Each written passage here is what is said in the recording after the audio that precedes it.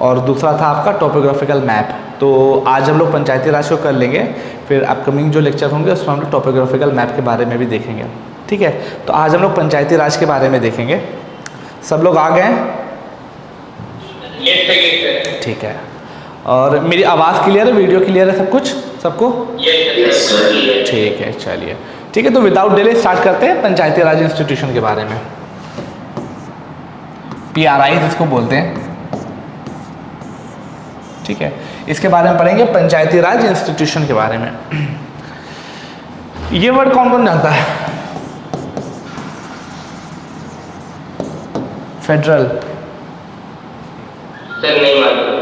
हाँ sir federal मतलब कि जिसकी पावर कई लेवल्स में बटी हुई, कई हिस्सों में बटी हुई है, जनरली दो हिस्सों में, दो या दो से ज़्यादा हिस्सों में बटी हो, लेकिन जहाँ पर पावर का डिस्ट्रीब्यूशन दो हिस्सों में होता है वो फेडरल कहलाती है। और मोस्ट ऑफ द कंट्रीज में ऐसे ही देखा जाता है, just like India, union and state, power दो जगह, यूनियन में भी है, स्टेट में भी है। इसी तरीके से आप US में देखें तो वहाँ पर भी सेंट्रल गवर्नमेंट होती है और स्टेट गवर्नमेंट होती है। तो जहाँ पर भी पावर का डिस्ट्रीब्यूशन दो एंटिटी में हो उसको फेडरल बोलते हैं। अब हुआ क्या कि इंडिया में क्या फेडरल सिस्टम अच्छे तरीके से काम कर रहा है? सेंटर पे सेंट्रल गवर्नमेंट है, स्टेट में स्टेट गवर्नमेंट है। तो क्या इसको जब एनालिसिस की गई तो क्या इससे पता चला कि भाई क्या जो फेडरल सिस्टम है क्या ये लोगों की नीड और एस्पिरेशन को पूरा कर पा रहा है? क्या ये federal system grass root level पर जाकर लोगों की मदद कर पा रहा है या नहीं कर पा रहा है? तो इसके जब देश आज़ाद हुआ उसके बाद से ही बहुत सारे काम होने लगे, बट ये एनालिसिस करके पाया गया कि ये सच नहीं है। सेंट्रल गवर्नमेंट सेंटर पे काम किया करती है, सेंट्रल गवर्नमेंट सेंटर पे काम किया करती है, स्टेट गवर्नमेंट स्टेट पे काम किया करती है।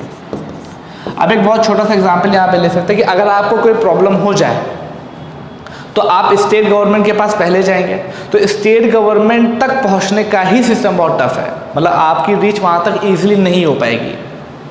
तो ये एक प्रॉब्लम थी कि लोगों का अपने जो पॉलिटिकल रिप्रेजेंटेटिव हैं उनके साथ इंटरेक्शन ही नहीं हो पा रहा। एक चुनाव आज हो गया, फिर जब नेक्स्ट चुनाव 5 साल के बाद होता है तब उनका इंटरेक्शन उनके साथ होता है। डे टू डे बेसिस पे उनका इंटरेक्शन नहीं हो रहा ताकि वो अपनी समस्याओं का समाधान कर सकें। तो ये प्रॉब्लम को दूर करते हुए कि जो ये बहुत बड़ा गैप है पब्लिक और पॉलिटिशियंस के बीच में, इस गैप को फिल करने के लिए और जो एडमिनिस्ट्रेशन हो उसको ग्रास रूट लेवल तक लेके आने के लिए एक नया कॉन्सेप्ट जनरेट हुआ जिसको हम लोग पंचायती राज इंस्टीट्यूशन के नाम से जानते हैं। इसमें क्या हुआ, सेंट्रल गवर्नमेंट, उसके बाद स्टेट गवर्नमेंट और उसके बाद एक और तरीके की पावर डिस्ट्रीब्यूशन किया गया जिसको हम लोगों ने पंचायती राज इंस्टीट्यूशन बोला। जब ये पूरा सिस्टम लोकल एडमिनिस्ट्रेशन आपका जब गांव में होता है तब हम लोग इसको पंचायती राज इंस्टीट्यूशन बोलते हैं, और जब ये अर्बन एरियाज में होता है तो इसको हम लोग क्या बोलते हैं? म्यूनिसिपैलिटीज, म्यूनिसिपैलिटीज बोलते हैं। यस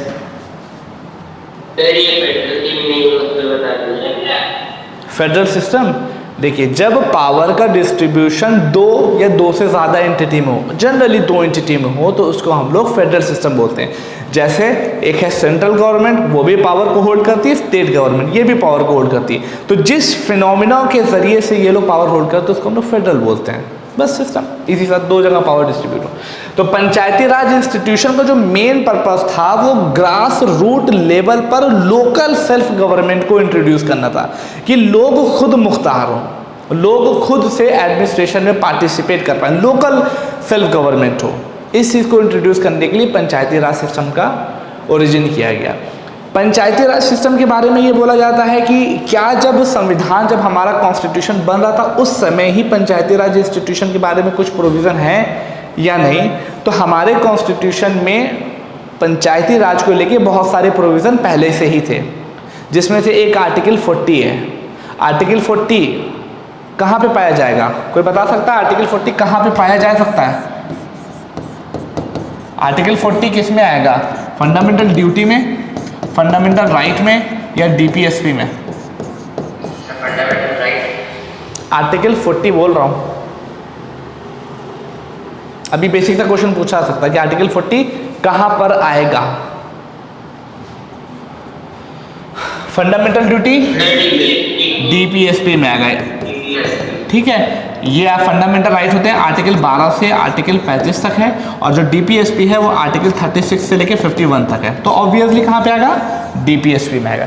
डीपीएसपी में विलेज पंचायत को लेकर थोड़ी बहुत बात की गई थी कि भाई विलेज पंचायत हर गांव में होनी चाहिए। इसको भी प्रैक्टिकल रूप देने के लिए भी हमने पंचायती राज इंस्टीट्यूशन का इस्टेब्लिशमेंट किया। तो मीन टू से इज दैट कि हमारे यहाँ जब से संविधान बना है तब से लेके पंचायती राज एग्जिस्ट करती थी, लेकिन उनको कोई कॉन्स्टिट्यूशनल स्टेटस नहीं दिया गया। मतलब कि ठीक है हो रहा है होने दो, लेकिन एक मजबूत कॉन्स्टिट्यूशनल स्टेटस नहीं दिया गया कि अगर किसी भी स्टेट में पंचायत नहीं है तो उसके बारे में क्या प्रोविज़न होगा। इस कमी को पूरा करने के लिए 1992 में 73rd कॉन्स्टिट्यूशनल अमेंडमेंट आया, जिसके ज़रिए से हमने एक नया पार्ट 9 और जिसमें आर्टिकल 243 से लेकर 243O तक नए आर्टिकल और एक नई शेड्यूल 11 को ऐड किया, और इन सब प्रोविज़न के ज़रिए से हमने पंचायती राज इंस्टीट्यूशन को एक कॉन्स्टिट्यूशनल स्टेटस का दर्जा दिया है।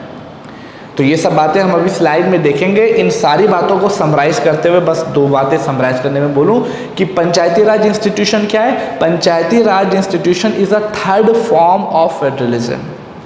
2 हमको पता है, सेंटर और स्टेट, अब ये थर्ड फॉर्म है। इसका मेन पर्पस क्या था कि जो ग्रास रूट लेवल है वहाँ तक गवर्नमेंट को पहुँचाना, लोकल सेल्फ गवर्नमेंट को इंट्रोड्यूस करना, ये इसका मेन पर्पस था।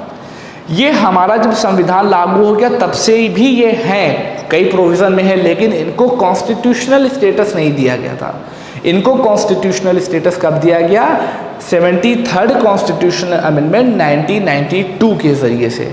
अब जब कॉन्स्टिट्यूशनल स्टेटस दिया गया तो इसका मतलब क्या है, इसका मतलब है कि it provide this constitutional amendment act provide us a schedule 11 article 243 to 243O and इसमें और भी कई प्रोविज़न इसके अंदर ऐड किए गए हैं इसके ज़रिए से।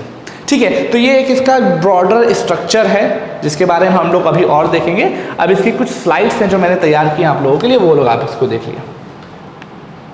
Sir yes, what is DPSP? Directive principle of state policy. Directive principle of state policy का मतलब क्या होता है कि it is just like a guidelines for the government, कि जब भी गवर्नमेंट कोई लॉ बनाए तो ये कुछ गाइडलाइंस है, इनको अपनी नज़रों में रखे और इन्हीं के अकॉर्डिंग वो लॉ को बनाए। ठीक है, इनके अकॉर्डिंग, तो ये गवर्नमेंट को गाइडलाइंस हैं। ये कॉन्स्टिट्यूशन में पार्ट 4 में पाई जाती हैं, जिनके लिए आर्टिकल 36 से लेकर 51 तक पाए जाते हैं। ठीक है, इसके बारे में अभी देखेंगे, कभी कुछ क्वेश्चन होगा तो आप लोग पूछ लीजिएगा। फिलहाल इसके बारे में यस, हाँ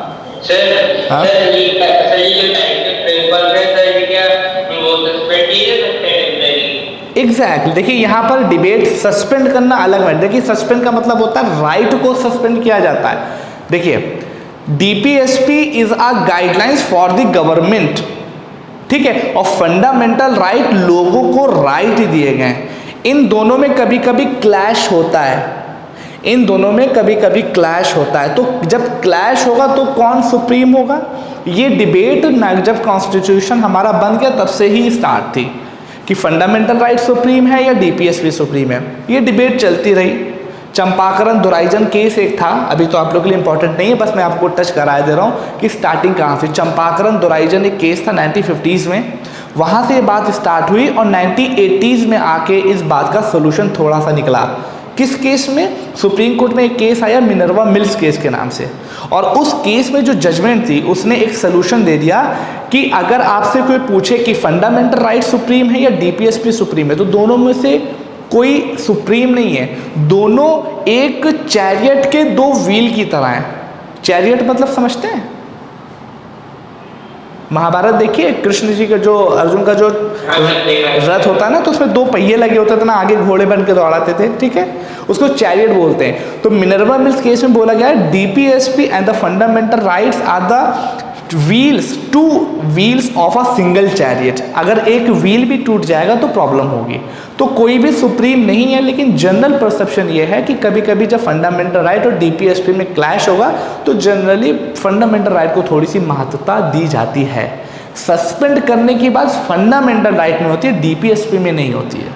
ठीक है, अभी फिलहाल इन सब बारे में बात करेंगे, फिलहाल अभी इसको देखिए इसका मेन पर्पस क्या है। यस सर 1992 में जब पंचायती राज सिस्टम डेवलप होता था वो डिसेंट्रलाइजेशन के बाद, हाँ इसको ये भी वर्ड बहुत अच्छा है, इसको डिसेंट्रलाइजेशन ऑफ पावर बोलते हैं। डिसेंट्रलाइजेशन ऑफ पावर का मतलब दो वर्ड है यहाँ पर, देख लीजिए बहुत अच्छी क्वेश्चन निकाल के तो बोल लेता हूँ। देखिए दो कॉन्सेप्ट होते हैं, एक होता है पावर अगर है तो उसका या तो सेंट्रलाइजेशन होता है, सेंट्रलाइजेशन होता है, या तो उसका डिसेंट्रलाइजेशन होता है। इसका मतलब क्या है कि जब जब देखिए एक पहले सेंट्रलाइजेशन का मतलब क्या होता है कि जब सारी पावर हर जगह से इकट्ठा करके किसी एक जगह पे दे दी जाए तो उसको सेंट्रलाइजेशन ऑफ पावर बोला जाता है। इसका एग्जाम्पल क्या है, अब जैसे चाइना है तो चाइना में जो मोस्ट ऑफ द पावर है वो कहाँ पे पाई जाती है, वो उसकी जो मेन राष्ट्रपति उनके हैंड में है, वहाँ पे कोई पार्टी भी नहीं, कोई स्टेट गवर्नमेंट भी ज़्यादा एग्जिस्ट नहीं करती। अब डिसेंट्रलाइजेशन ऑफ पावर क्या है, इंडिया को एग्जांपल देख लिए, इंडिया में सेंट्रल गवर्नमेंट है, सेंट्रल गवर्नमेंट मेन है, उससे थोड़ी सी पावर को निकाल के हमने कहाँ पे दिया है, स्टेट गवर्नमेंट को दिया है। और जब यही स्टेट गवर्नमेंट से थोड़ी सी पावर को निकाल के हमने पंचायती राज इंस्टीट्यूशन को दे दिया तो वो हमारा डिसेंट्रलाइजेशन ऑफ पावर हो गया, सेंटर से स्टेट के पास, स्टेट से फिर पंचायत को पहुँच गया। तो जो हमारा पंचायती राज है उसको हम लोग डिसेंट्रलाइजेशन ऑफ पावर भी कहते हैं। ठीक है, तो ये दो कॉन्सेप्ट इसको ध्यान रखिएगा। तो डिसेंट्रलाइजेशन ऑफ पावर हमारे पंचायती राज से जुड़ा हुआ है। अब कुछ स्लाइड है इसके बारे में हम लोग थोड़ा पढ़ लेते हैं। ठीक है, क्या लिखा हुआ है कि system of local self government called as Panchayati Raj system, सब बेसिक चीजें आपको बता चुका हूं। The main purpose of it to build a democracy at a grass root level, grass root level पे डेमोक्रेसी को ग्रास रूट लेवल पे लेके आने के लिए हमने इस सिस्टम को डेवलप किया हुआ है। ठीक है, इट वाज, अब क्या हुआ, it was constitutionalised through the 73rd constitutional amendment 1992। ठीक है, इसको 73rd कॉन्स्टिट्यूशनल अमेंडमेंट के जरिए से लागू किया गया था। ये बेसिक फैक्ट है जो आपके लिए बहुत इंपॉर्टेंट है। राजस्थान जो स्टेट है उसके नागौर डिस्ट्रिक्ट में, कहाँ पे, नागौर डिस्ट्रिक्ट ऑफ राजस्थान जो है वो पहला स्टेट है कि जहां पर पंचायती राज सिस्टम को लागू किया गया था। कब लागू किया गया था, 2 अक्टूबर 1959 को। ठीक है, और उसके बाद आंध्र प्रदेश ने इसको लागू किया था। सबसे पहले कौन सा था, राजस्थान स्टेट था जिसमें नागौर डिस्ट्रिक्ट है, वहां पर सबसे पहले पंचायती राज सिस्टम को लागू किया गया, और उसके बाद आपका आंध्र प्रदेश दूसरे नंबर पे था। ये देखिए पंचायती राज का कुछ एक छोटा सा एग्जाम्पल, क्या फिगर बना हुआ था वो देख सकते हैं। यहाँ तक बात क्लियर सबको, एवरीवन? नहीं क्लियर? यस,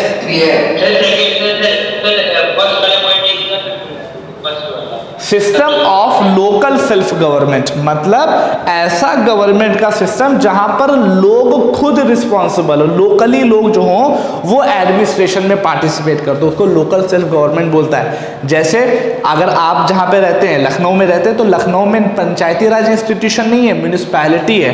तो म्यूनिसिपैलिटी में क्या होता है, एक नगर निगम होता है और वो एक पर्टिकुलर नगर निगम किसी छोटे छोटे से वार्ड में बटा होता है। तो आपके यहाँ पार्षद का चुनाव होता है, शायद आप लोग को पता हो।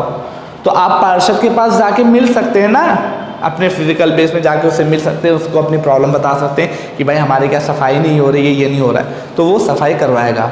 मीन टू से ये है कि जब लोकल लोग एडमिनिस्ट्रेशन में पार्टिसिपेट करने लगते हैं तो वो हमारा लोकल सेल्फ गवर्नमेंट है। और पंचायती राज इंस्टीट्यूशन का मेन पर्पस यही है।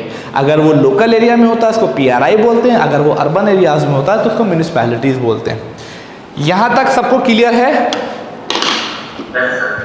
अब देखिए, यस अब मैं बता दूं, देखिए यही मैं कहना चाह रहा हूँ। यहाँ तक बात क्लियर है सबको? क्लियर तो है, लेकिन आप लोग को यहाँ पे क्वेश्चन पूछना चाहिए था। मैं बोल रहा हूँ कि 73 कॉन्स्टिट्यूशनल अमेंडमेंट के जरिए 1992 में जो आया, यहाँ पर ये बोल रहा है कि राजस्थान के नागौर जिले में 1959 में ही एस्टेब्लिश हो गई थी। तो ये कंट्राडिक्टरी पॉइंट नहीं है?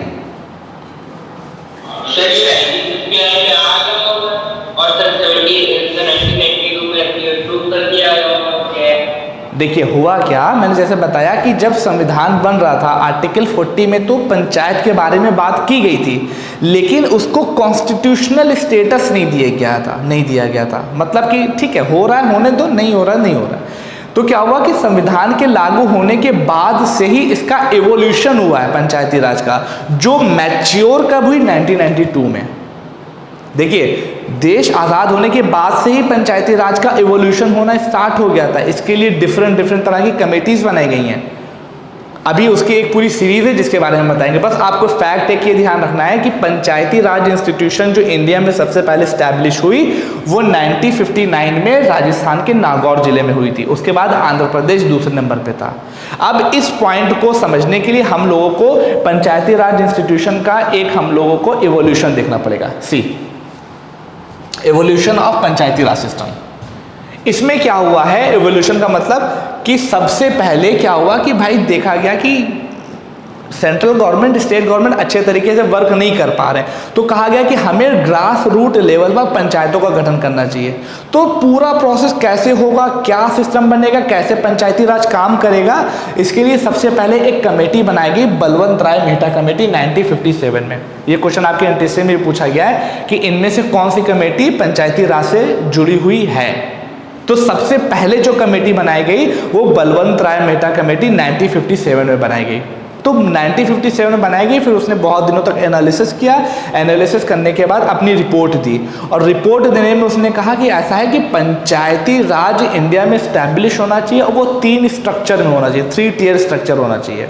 अब वो 3 टियर स्ट्रक्चर क्या है, वो इंटरनल डेप्थ हो जाएगी। बस आपको अभी ये ध्यान रखना है कि जो पंचायती राज इंस्टीट्यूशन का इवोल्यूशन है वो देश की आज़ादी के बाद 1957 से चल रहा है, और उसमें सबसे पहली जो कमेटी थी वो बलवंत राय मेहता कमेटी थी। उसके बाद एक और कमेटी, अशोक मेहता कमेटी। इन्हीं ने 1977 में पंचायती राज के बारे में कुछ बातें बोली कि पंचायती राज का सिस्टम ये होना चाहिए, ऐसा होना चाहिए या वैसा होना चाहिए। फिर ये भी कमेटी चली गई। उसके बाद तीसरी कमेटी आई, GV.K. राव कमेटी। चौथी कमेटी LM सिंघवी कमेटी। पांचवी थुंगमुन कमेटी। छठी गाडगिल कमेटी। ये 6 कमेटी। अभी इसके बाद और भी कमेटीज हैं, इसको बहुत ज़्यादा ध्यान भी नहीं रखना, बस आपको एक फैक्ट यहाँ पे बताना है कि पंचायती राज से जुड़ी हुई ये इतनी सारी कमेटीज हैं। इनको बस हल्का सा ध्यान रखना है। पहली वाली कमेटी तो आपको ज़रूर याद रखनी है, और दूसरी वाली भी, कि बलवंत राय मेहता कमेटी और Ashok Mehta committee evolution of Panchayati Raj के लिए इंपॉर्टेंट थी। और सबसे पहले जो कमेटी स्टैब्लिश की गई वो आपकी बलवंत राय मेहता कमेटी थी। इसको ध्यान में रखिएगा। अब क्या हुआ, इन्हीं ने कुछ रिकमेंडेशन दी, वो बातों को थोड़ा बहुत, जब इन्हीं ने कुछ रिकमेंडेशन दी, उसके बाद इन रिकमेंडेशन को मद्देनजर रखते हुए 1959 2 अक्टूबर को राजस्थान के नागौर जिले में सबसे पहले पंचायती राज सिस्टम का एस्टेब्लिशमेंट किया गया था। अब बात को लिंक कर पा रहे हैं कि 1957 में बलवंत राय मेहता साहब ने जो कमेटी ने रिकमेंडेशन दी, उन रिकमेंडेशन के आधार पे राजस्थान के नागौर जिले में सबसे पहले पंचायती राज इंस्टीट्यूशन का इस्टेब्लिशमेंट किया गया। फिर उनको देखते हुए आंध्र प्रदेश ने किया, फिर इसी तरीके से हर स्टेट करते गया। लेकिन अभी भी कॉन्स्टिट्यूशनल स्टेटस नहीं दिया गया था। सब लोग अपनी मर्जी के अकॉर्डिंग कर रहे थे। राजस्थान ने अपनी मर्जी के अकॉर्डिंग किया, और आंध्र प्रदेश ने अपनी मर्जी के अकॉर्डिंग किया, और दीगर स्टेट ने अपनी मर्जी के अकॉर्डिंग किया। तो उसमें कुछ प्रॉब्लम थी। उस प्रॉब्लम को सॉल्व करने के लिए अशोक मेहता साहब आए, उन्हीं ने भी कुछ रिकमेंडेशन दी, उसमें भी कुछ कमी रह गई। फिर भाई GV.K. राव कमेटी आ गई, फिर इसी तरीके से LM सिंघवी आ गई, थुंगमुन कमेटी आ गई, गाडगिल कमेटी आ गई, ऐसे बहुत सारी कमेटी और आई। ठीक है, तो इसके बाद करते करते करते करते कई स्टेप लिए गए, लेकिन अभी भी कॉन्स्टिट्यूशनल स्टेटस नहीं दिया गया। इन सभी कमेटियों की रिकमेंडेशन को देखने के बाद कई बार पंचायती राज को कॉन्स्टिट्यूशनल स्टेटस देने के लिए कई प्रधानमंत्रियों ने बहुत कोशिश की, जिसमें से सबसे पहला नाम आता है राजीव गांधी साहब की सरकार का। राजीव गांधी जी ने सबसे पहले इसके बारे में थोड़ा सा स्टेप लेने की कोशिश की, लेकिन इन्होंने एक बिल लेके आए, इसको अपने समय पे एक बिल लेके आए जो लोकसभा से तो पास हो गया, लेकिन राज्यसभा से पास नहीं हुआ। और हमको पता है कोई भी बिल एक्ट तभी बनता है जब लोकसभा, राज्यसभा और प्रेसिडेंट तीनों जगह से वो पास हो जाए। तो बेचारे एक बिल लेके आए जो लोकसभा से तो पास था बट राज्यसभा से पास नहीं हुआ, वो कोलैप्स हो गया। क्यों कोलैप्स हो गया, उसके पीछे कुछ दिक्कत है, वो बहुत टेक्निकल इश्यूज है, उसमें आपको नहीं जाना है, बस मैं एक एवोल्यूशन आपको बता रहा हूँ। उसके बाद यही सेम काम किया आपके VP सिंह गवर्नमेंट ने। वीपी सिंह गवर्नमेंट ने जो प्रॉब्लम थी, जिस वजह से लोकसभा और लोकसभा से तो बिल पास हो गया था लेकिन राज्यसभा से पास नहीं हुआ था, किसी वजह से पास नहीं हुआ होगा ना, उस वजहों को ख़त्म करने के बाद वीपी सिंह साहब ने इसके बारे में थोड़े से स्टेप लिए, लेकिन वो उस बिल के बारे में पूरे ना लोकसभा में डिस्कस हुई ना राज्यसभा में डिस्कस हुई, तो बात ही ख़त्म कर दीजिए। तो वीपी सिंह ने कोशिश की लेकिन वो काम नहीं हो पाया। लेकिन लास्ट में आपके जो प्रधानमंत्री थे, प्रधानमंत्री नरसिम्हा राव जी, उन्हीं ने इसके बारे में बहुत अच्छा स्टेप लिया। और स्टेप तो सभी ने लिए अच्छे, लेकिन इनकी कार्यकाल में हम लोगों को कॉन्स्टिट्यूशनल स्टेटस कहीं देखने को मिला। राजीव गांधी जी ने किया, वो फेल हो गया। वीपी सिंह जी ने किया, वो भी फेल हो गया। लेकिन नरसिम्हा राव जी की जब गवर्नमेंट चल रही थी 1992 समय में, तो 73rd कॉन्स्टिट्यूशनल अमेंडमेंट एक्ट 1992 आया और वो पास हो गया। और पास होने के बाद केम इनटू फोर्स, और ये जो बिल पास हो गया वो 24 अप्रैल 1993 से आपकी वर्किंग में आ गया। और 24 अप्रैल 1993 के बाद से आपको जो पंचायती राज इंस्टीट्यूशन है, ये एक कॉन्स्टिट्यूशनल स्टेटस को होल्ड करता है। कॉन्स्टिट्यूशनल स्टेटस को होल्ड करता है, मतलब इसके बारे में अब कॉन्स्टिट्यूशन में बातें एक्सप्लेन कर दी गई हैं। अब कॉन्स्टिट्यूशन में क्या बातें एक्सप्लेन की गई, इसी के जरिए से एक नया पार्ट 9 ऐड किया गया, एक नई शेड्यूल 11 ऐड की गई। और जो पार्ट 9 था उसमें कई आर्टिकल 243 से लेकर 243 ओ तक ऐड किए गए हैं। बात क्लियर सभी को है ना? आगे बढ़े, चलिए। उसके बाद क्या हुआ भाई, देखिए 73rd अमेंडमेंट एक्ट ऑफ 1992, इसने किया क्या काम, सिग्निफिकेंस इस एक्ट की क्या है। इसने सबसे पहले एक पार्ट 9 को ऐड किया, पार्ट 9 को कॉन्स्टिट्यूशनल में ऐड किया, ठीक है। दूसरा, इट एडेड आर्टिकल 243 टू 243 ओ, मतलब 243 ए, 243 बी, सी, डी, ई, एफ, एम, एन, ओ तक इसमें ऐड किए गए। और इट एडेड शेड्यूल 11, इसने एक नई शेड्यूल 11 को ऐड किया, और जिसके अंदर 29 फंक्शनल आइटम है, मतलब कि एक ऐसी शेड्यूल के ऐड किया जिसमें 29 फंक्शंस हैं, मतलब 29 तरीके के काम आप कर सकते हैं इसके जरिए से। और एक काम इसने और किया कि it has given practical shape of article 40। इसने आर्टिकल 40 जिसमें पंचायत के बारे में बात की गई थी, उसको एक प्रैक्टिकल शेप दे दिया। किसने? 73rd कॉन्स्टिट्यूशनल अमेंडमेंट एक्ट 1992 ने, ठीक है। तो ये सब एकदम ध्यान में रखना है, किसी भी तरीके से स्किप नहीं होना चाहिए, बेसिक मेजर पॉइंट है। किसी को कोई डाउट है इसमें? एनीवन? ठीक है, चलिए एक दो चीज हमको बताइए, शेड्यूल क्या होती हैं? लिख तो दिया मैंने, ये क्या है, इसको क्या बोलते हैं? ये है ना शेड्यूल। शेड्यूल का मतलब क्या होता है? Anyone? It is a part into which the constitution is divided. I think it needs some more elaboration in this schedule, more elaboration. And what is the part? आप लोगों को मैंने शायद एक्सप्लेन किया या नहीं किया इसके बारे में कि शेड्यूल। देखिए मैं फिर से एक बार छोटा सा एक्सप्लेन कर दूं, शायद हो सकता है कुछ लोग ना आया हो। देखिए अगेन ध्यान से देखिएगा, कोई भी चीज़ें ऐसा तो होता नहीं कि हमको रटना है। This is our constitution and it is our prime responsibility to know what is it exactly. बहुत मेहनत की है हमारे कॉन्स्टिट्यूशनल मेकर्स ने, ठीक है। तो हमारी जिम्मेदारी बनती कम से कम इस सब्जेक्ट को तो हम लोग बहुत अमेजिंग तरीके से पढ़ें। इट मीन्स कि हमें पता होना चाहिए, वी हैव टू अवेयर कि what is our right and what is our duties, तभी तो हम उसको कन्वे कर पाएंगे। फिलहाल focus on this. This is your constitution. कोई भी कॉन्स्टिट्यूशन है, हमारा जो कॉन्स्टिट्यूशन है वो एक बल्कि बुक है, एक बुक है, ठीक है। अब उसको अगर बुक को लेके पढ़ने बैठेंगे तो नॉर्मल सिलेबस की बुक को पढ़ने में नींद आने लगती है, ये तो बहुत बल्कि सी बुक है। तो कॉन्स्टिट्यूशन मेकर ने उसको भी आसान किया कि ताकि हम लोग उसको आसानी से पढ़ सकें। क्या किया उन्होंने कहा कि हम अगर कॉन्स्टिट्यूशन है उसको छोटे छोटे से कुछ पार्ट्स में बांट दें, ठीक है। तो उन्होंने क्या किया, 22 पार्ट कर दिए कॉन्स्टिट्यूशन के, ठीक है, कि भाई हमने एक पूरी बल्कि बुक थी उसके छोटे छोटे से 22 पार्ट कर दिए। अब कहा कि 22 पार्ट भी बहुत टफ है पढ़ने में। एक पार्ट जैसे आपकी एक बुक होगी वो समझ लीजिए एक पार्ट उसका, 22 पार्ट भी बहुत टफ है। तो कहा कि उस 22 पार्ट को, हर एक पार्ट को छोटे छोटे से कुछ आर्टिकल में डिवाइड कर दो। तो कॉन्स्टिट्यूशन को हमने 22 पार्ट में डिवाइड किया और पार्ट को छोटे छोटे से आर्टिकल में डिवाइड किया। क्या किया हमने? आर्टिकल में डिवाइड कर दिया। तो आर्टिकल जब डिवाइड किए जा रहे तो कितने थे? 395 आर्टिकल थे। ठीक है, मतलब कि कॉन्स्टिट्यूशन को हमने किस में किया? पार्ट में, और पार्ट को हमने किस में डिवाइड कर दिया? आर्टिकल में। अब तीसरी और तीसरी चीज जो इसमें बहुत इंपॉर्टेंट है वो शेड्यूल। ये क्या है? जो चीजें पार्ट और आर्टिकल में रह गई थी लेकिन वो कॉन्स्टिट्यूशन में मेंशन करनी चाहिए थी, या इनको एक्सप्लेन तो किया गया बट इसमें इनका एक्सप्लेनेशन के लिए हमें कुछ और भी टर्म की ज़रूरत थी। मतलब इन दोनों के गैप को फिल करने के लिए हमने एक नए तरीके का प्रोसेस यूज़ किया जिसको हम लोग शेड्यूल बोलते हैं।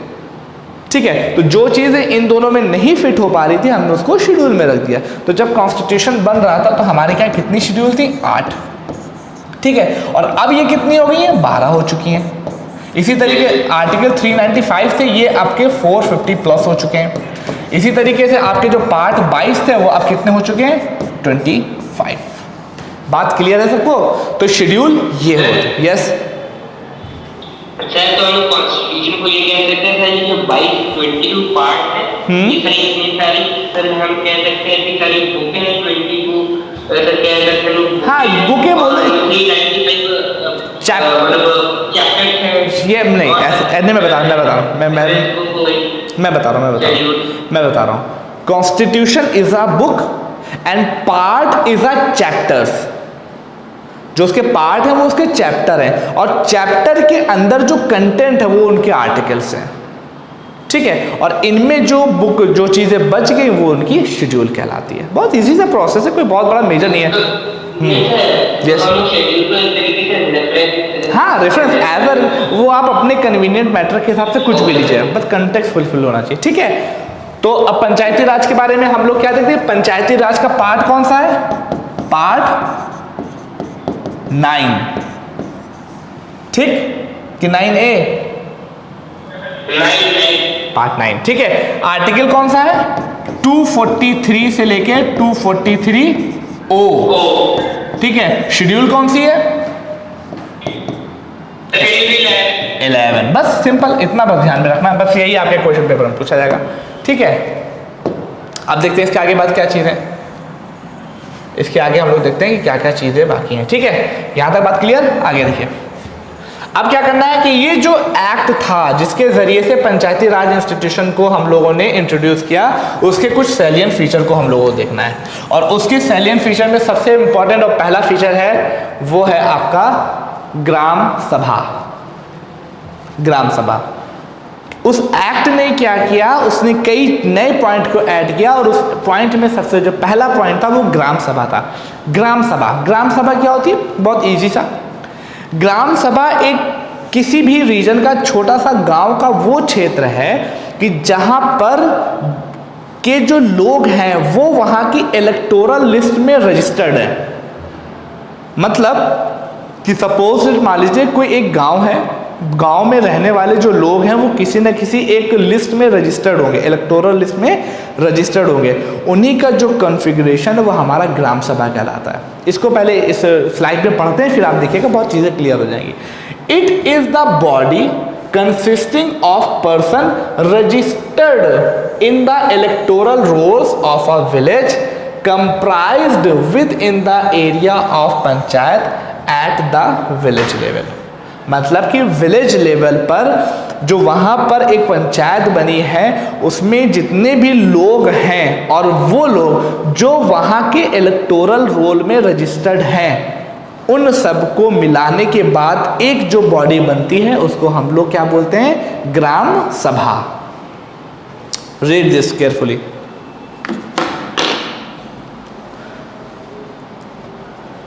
ठीक है, उसको हम लोग क्या बोलते हैं? ग्राम सभा बोलते हैं। Is that clear? देखिए क्या कह रहे हैं, देखिए इसी को लाइन करें। It is the body consisting of, मतलब कि एक ये बॉडी है, मतलब कुछ लोगों का समूह है, consisting of person registered in the electoral rolls of a village. किसी एक, देखिए इसको बहुत ध्यान से समझने की कोशिश करिएगा। जैसे क्या होता है कि इलेक्टोरल रोल समझते हैं आप लोग क्या होता है? इलेक्टोरल रोल वो रोल है कि जिसके ऊपर एक पर्सन के लिखा होता है कि ये पर्सन इस पर्टिकुलर गांव से बिलोंग करता है, और ये इलेक्टोरल रोल इलेक्शन कमीशन बनाता है। ठीक है, तो उस इलेक्टोरल रोल के ऊपर आपका नाम लिखा होगा और आप पर्टिकुलर किसी गांव के होंगे। तो आपका नाम अगर किसी इलेक्टोरल रोल पे है, इट मीन्स आप किसी पंचायत क्षेत्र के किसी एक गांव से उस इलेक्टोरल रोल से रजिस्टर्ड हो गए। जैसे हो सकता है कोई एक गांव का रजिस्टर्ड हो, किसी कोई दूसरे गांव का रजिस्टर्ड हो, तो एक कोई हमने गांव ले लिया, उस गांव में रहने वाले जितने लोग उस इलेक्टोरल रोल में रजिस्टर्ड होंगे वही वहां की ग्राम सभा कहलाएगी। ठीक है, बेसिक शायद थोड़ा टेक्निकल है, लेकिन आप लोग समझ जाएंगे तो चीज़ें ईजी हो जाएंगी। It is the body consisting of person registered in the electoral rolls of a village comprised with in the area of panchayat at village level. ठीक है, ये इसका एक पहला फीचर है, ग्राम सभा। नेक्स्ट फीचर क्या है? इसमें 3 टियर सिस्टम है। इट मीन्स बोला ये गया कि जो आपकी पंचायत होगी उनको 3 स्टेप में हम लोग डिवाइड करेंगे। पहला विलेज होगा, दूसरा इंटरमीडिएट और तीसरा डिस्ट्रिक्ट लेवल। अब देखिए इसको समझने की कोशिश करिएगा। सबसे पहले पे क्या होता है हम लोग का फेडरल का सबसे सिस्टम पहला क्या होता है? सेंट्रल गवर्नमेंट होती है।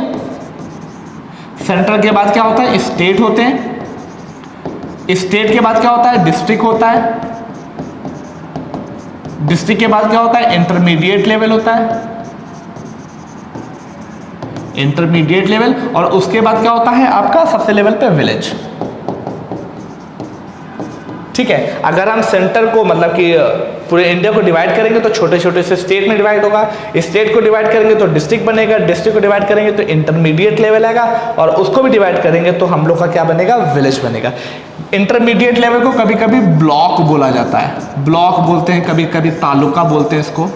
तो अलग अलग जगहों पे इसको अलग अलग नाम से बुलाया जाता है। तो जो 1992 का एक्ट था उसने बोला कि जो ये पंचायत का सिस्टम बनेगा डिस्ट्रिक्ट लेवल से लेके विलेज लेवल तक ये 3 स्टेप में बनेगा। पहले पे डिस्ट्रिक्ट, दूसरे पे इंटरमीडिएट और तीसरे पे विलेज लेवल होगा। तो बस इसको समझना ये है कि जो पंचायती राज का स्ट्रक्चर इंडिया में है वो 3 टियर स्ट्रक्चर है, बस इतना ध्यान आपको रखना है। ठीक है, नेक्स्ट इसका फीचर क्या है? नेक्स्ट फीचर इसका है election of members and chairperson. अब क्या होगा? ये जो तीनों लेवल है, चाहे विलेज, चाहे इंटरमीडिएट, चाहे डिस्ट्रिक्ट, इसका जब चुनाव होगा तो इसमें कुछ मेंबर होंगे और मेंबर के साथ साथ वहाँ पर कोई ना कोई चेयरपर्सन होगा।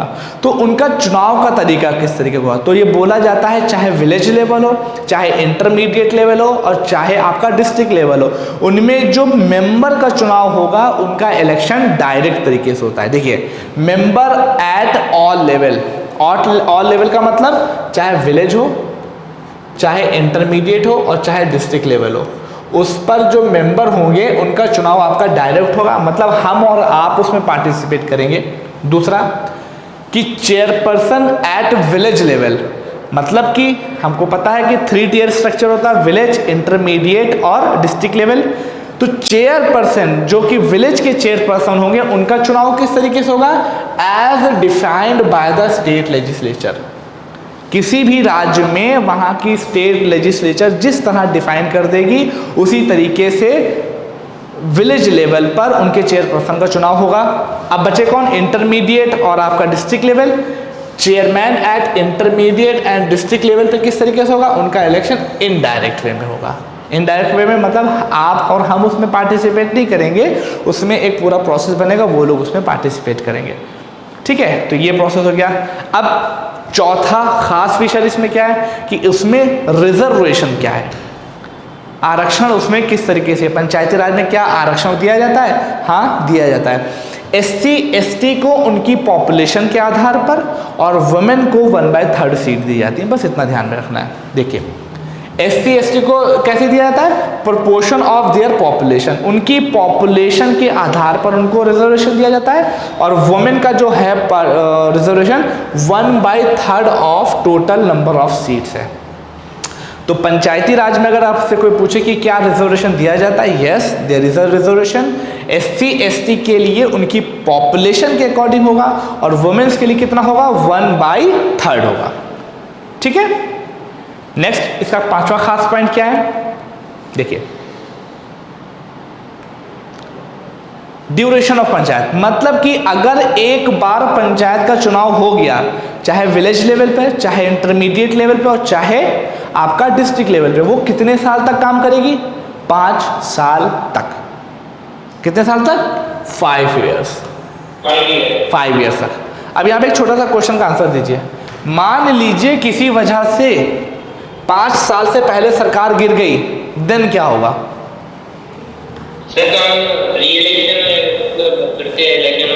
तब यहाँ पे 2 कंडीशन है, ध्यान से देखिएगा। यहाँ पर 2 कंडीशन, अगर 5 साल से पहले सरकार गिर गई किसी वजह से तो 2 कंडीशन है। पहली कंडीशन यह है, फिर देखा जाएगा कि दूसरे नए इलेक्शन में टाइम कितना बाकी है। अगर रिमेनिंग टाइम 6 महीने से ज़्यादा है तो न्यू इलेक्शन होगा। जैसे मान लीजिए 5 साल है तो मान लीजिए कि 4 साल 4 year and 8 month किसी गवर्नमेंट के हुए थे और उसके बाद गवर्नमेंट गिर गई, वहाँ की पंचायत गिर गई, तो कितने महीने बाकी हैं? 4 month। ठीक है, तो ये बोला जाता है ऐसी सिचुएशन जब 6 महीने से कम ड्यूरेशन रह जाए तो ये बोला जाता है कि अब उसके लिए नया इलेक्शन हम अभी नहीं करवाएंगे। अब जब नया इलेक्शन की जो डेट आएगी 5 साल के बाद उसी में करवाएंगे। लेकिन अगर दूसरी कंडीशन क्या थी?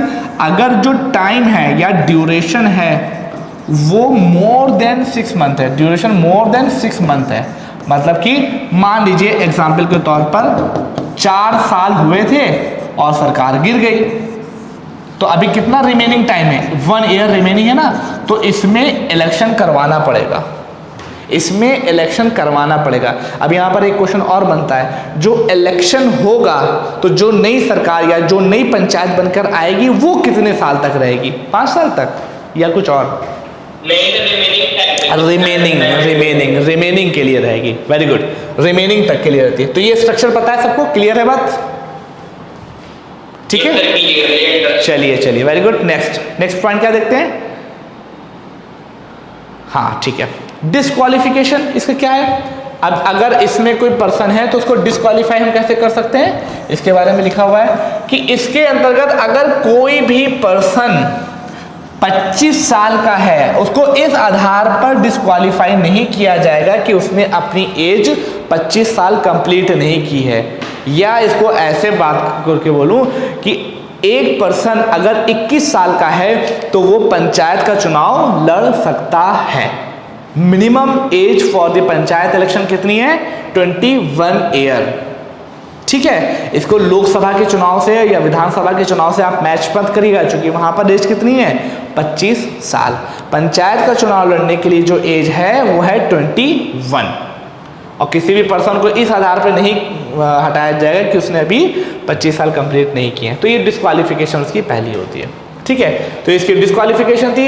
इसका 7वां पॉइंट, इसी एक्ट में यस बताइए सर, क्या पर्सन का एजुकेटेड होना जरूरी है कि नहीं?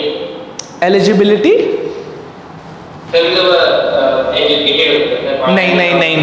नहीं, अगर ऐसा हो गया तो गांव देहात में ज़्यादा पढ़ाई कहाँ होती है?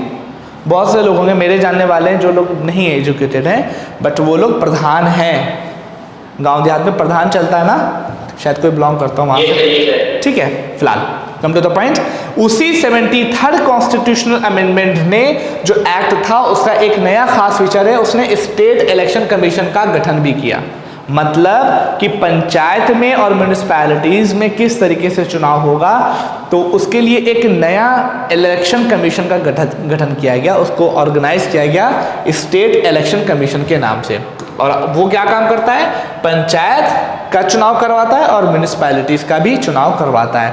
वो किसके ज़रिए से लागू हुआ था? यही 1992 के एक्ट के ज़रिए से। जैसे इलेक्शन कमीशन का स्टेट के लिए गठन किया गया, उसी तरीके से एक फाइनेंस कमीशन का भी गठन किया गया था। तो ये कुछ इसके मेजर और ख़ास पॉइंट हैं इस एक्ट के, जिसको आप लोगों को ध्यान में रखना है कि व्हाट इज़ ग्राम सभा, what is disqualification, what is reservation, what is panchayat and so fourth. Okay, ये आपके प्रोसेस में आ गया है। नेक्स्ट कुछ फैक्ट और भी हैं जिनको हम लोग ध्यान में देख लेते हैं, ठीक है। अच्छा, अब देखिए, तो ये जो पंचायत का प्रोसेस है, बहुत ध्यान से देखिएगा, ये जो पंचायती राज सिस्टम बनाए गए, ये पंचायती राज सिस्टम स्टेट के लिए बनाए गए थे। किसके लिए बनाए गए थे? स्टेट्स के लिए, ठीक है। ये पंचायती राज सिस्टम स्टेट्स के लिए बनाए गए थे, यूनियन टेरिटरी के लिए स्पेसिफिकली नहीं बनाए गए थे। तो भाई अगर यूनियन टेरिटरी में क्या गांव नहीं होते? अंडमान एंड निकोबार में तो बहुत सारे गांव हैं, लक्षद्वीप में गांव है। तो बोला गया कि ये जो पंचायती राज का प्रोसेस है ये स्टेट के लिए है। अब अगर इन्हीं कानून को हमको यूनियन टेरिटरी में लागू करना होगा तो इसकी पावर किसके पास जाएगी? इसकी पावर जाती है हमारे प्रेसिडेंट साहब के पास। The president may direct that the provision of this act shall apply to any union territory subject to such exemption and modification as he or she may specify. कुछ नहीं समझ में आया? एसेंस में बता देता हूँ कि ये जो पंचायती राज का सिस्टम है it is generally for the state. अगर इसको यूटी में लागू करना है तो कौन लागू करेगा? कुछ हो सकता है उसके अंदर कुछ मॉडिफिकेशन किए जाएं, ये सब मॉडिफिकेशन या कुछ एग्जेम्पशन दिए जाएं, ये सब कौन करेगा? ये सब प्रेसिडेंट साहब के कहने के ऊपर किया जाएगा। तो president is responsible to execute the Panchayati Raj legislation into the union territories as per their need and regards. Okay, ये प्रोसेस में आ गया। बात क्लियर? ठीक है। अब क्या हुआ? उसके बाद एक लास्ट फैक्ट है जो आप लोग देख लिए, फिर चीजें क्लियर हो जाएंगी। लास्ट फैक्ट इज दैट कि जो हमारा पंचायती राज है, जैसा कि मैंने आपको बताया, वो कहाँ पे लागू हुआ था? स्टेट में लागू हुआ था।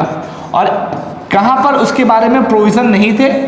यूनियन टेरिटरी में प्रोविज़न नहीं थे, ठीक है। यूनियन टेरिटरी में प्रोविज़न नहीं थे। लेकिन एक फैक्ट और भी है। एक फैक्ट ये है कि जो स्टेट हैं, सब स्टेट में वो एग्जैक्ट उसी फॉर्म में लागू नहीं होता।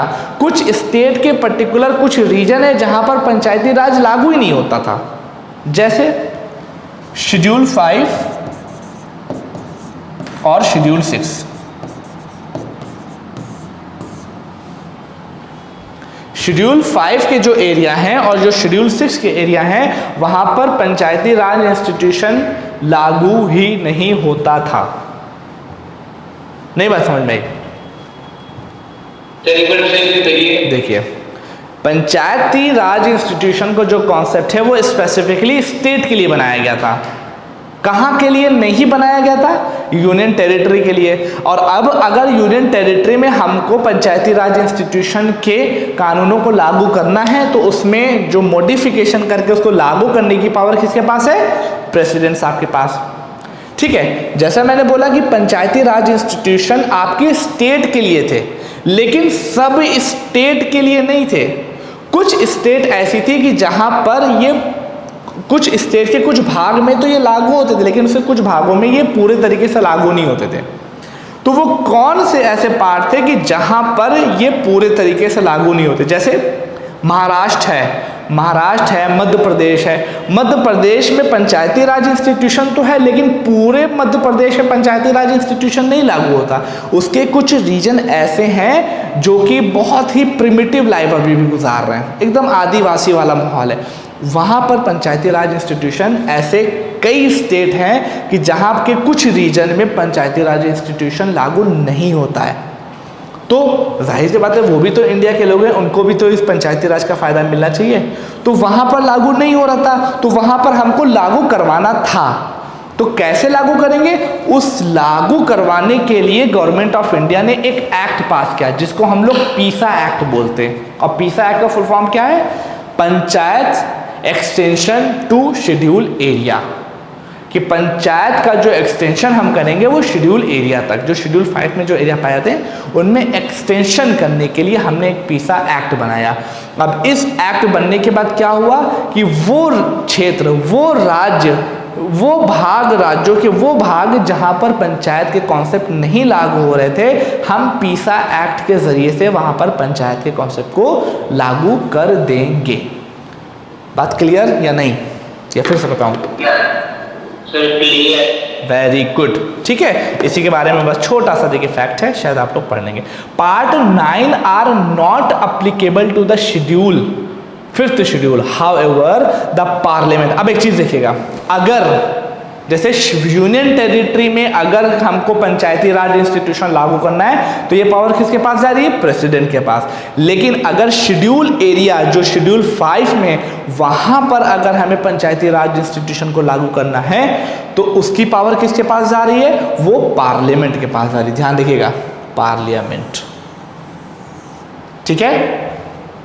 तो पार्लियामेंट इसमें मॉडिफिकेशन करेगा, ठीक है। Parliament may extend this provision to such area subject to such exception and modification at it may specify. Okay, everything is clear? Sir एक क्वेश्चन पूछना है। एक क्वेश्चन पूछ लीजिए अब। सर लद्दाख का जो रीजन वहां पे अगर हाँ बहुत सही, लद्दाख अब किस चीज में कन्वर्ट हो गया है? मतलब सर यूनियन, तो यूनियन टेरिटरी में हमने क्या बताया कि वहां, क्लियर है ना? बस ठीक है, आप वहीं से असम्पशन निकाल सकते हैं। ओके, तो ये था आपका प्रोसेस जो कि पंचायती राज से जुड़ा हुआ था। अब इसमें एक म्यूनिसिपैलिटीज का कॉन्सेप्ट है प्लस कुछ क्वेश्चंस होंगे। तो म्यूनिसिपैलिटीज के कुछ कॉन्सेप्ट को देखने के बाद उससे बहुत सारे क्वेश्चन कर लेंगे। तो ये चैप्टर बाइंड अप, फिर उसके बाद आपका टोपोग्राफिकल मैप ऑफ इंडिया के बारे में देखेंगे, तो जो आप लोग के सिलेबस का पार्ट है। ओके, फिलहाल के लिए यहीं पे बाइंड अप करते हैं, बाकी नेक्स्ट क्लास में आपसे मुलाकात होगी। Okay, thank you class, see you next time.